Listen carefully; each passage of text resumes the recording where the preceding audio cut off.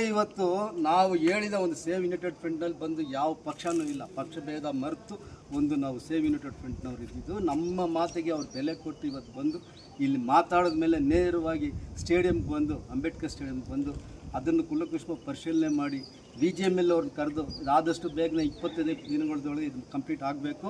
ಇಲ್ಲಿ KGF ಮಕ್ಕಳು ಬಂದು ತಿರ್ಗಾ ಬಂದು ಅಲ್ಲಿ ಕ್ರೀಡೆ ತೊಡಗಬೇಕು ಅನ್ನೋ ಒಂದು ಭರವಸೆಯನ್ನು ಹೇಳಿ ಅವ್ರಿಗೆ ಹೇಳಿದ್ದಾರೆ. ಆದ್ದರಿಂದ ಮುಂದಿನ ದಿನಗಳಲ್ಲಿ ನಾವು ನಮ್ಮ MP ಸಾಹೇಬ್ರನ್ನ ಎಷ್ಟು ನಂಬಿದ್ದೀವೋ ಅಷ್ಟು ನಂಬಿಕೆ ಪೂರ್ಣವಾಗಿ ಅವರು KGF ಒಳ್ಳೆಯದನ್ನು ಮಾಡ್ತಾರೆ ಅಂತೇಳಿ ನಾನು ಪಕ್ಷದ ಕಾರ್ಯಕರ್ತನಾಗಿ ಇವತ್ತು ತಮ್ಮ ಮುಂದೆ ಈ ಬೇಡಿಕೆಯನ್ನು ಹೇಳಿದ್ದೀನಿ. ಆದ್ದರಿಂದ ಮುಂದಿನ ದಿನ KGF ಎಲ್ಲವೂ ಒಳ್ಳೆಯದಾಗುತ್ತೆ. ಆದ್ದರಿಂದ ನಾವೆಲ್ಲ ಮಲ್ಲೇಶ್ವರನ ಜೊತೆ ಕೈ ಜೋಡಿಸ್ಬೇಕು ಅನ್ನೋದು ನನ್ನ ಒಂದು ಅಭಿಪ್ರಾಯ, ನನ್ನ ಒಂದು ಅಭಿಲಾಷೆ ಮತ್ತು ನಾನು ಎಲ್ಲರಲ್ಲೂ ಮನವಿ ಮಾಡಿ ಕಳ್ಕೊಳ್ಳೋದಷ್ಟೇ.